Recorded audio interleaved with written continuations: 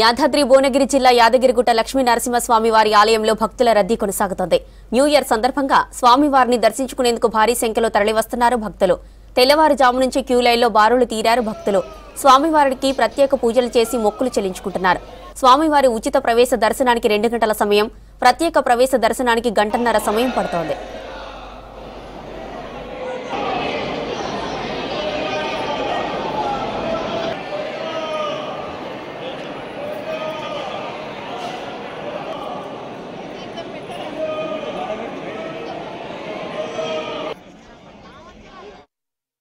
సందర్భంగా శ్రీ యాదగిరిగుట్ట లక్ష్మీనరసింహస్వామి వారి తరఫున అందరికీ శుభాకాంక్షలు తెలియజేస్తున్నాం. భక్తులు విపరీతంగా స్వామివారి దర్శనానికి వస్తున్నారు. వారందరికీ కూడా తగ్గ ఏర్పాట్లు చేయడమైంది. ఈ రోజు నుంచి ముఖ్యంగా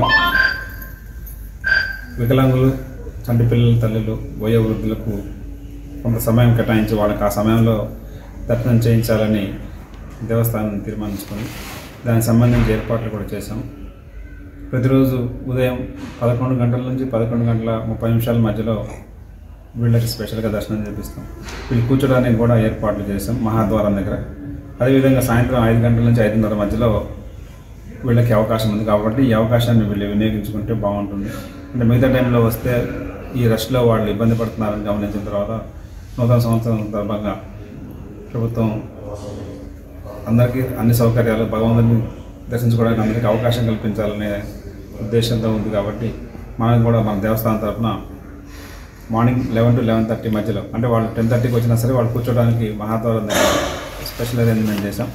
10:30కి వచ్చినా వాళ్ళు అక్కడ కూర్చొని 11 కాగానే అప్పటి లైన్లో ఆపేసి వీళ్ళని స్పెషల్గా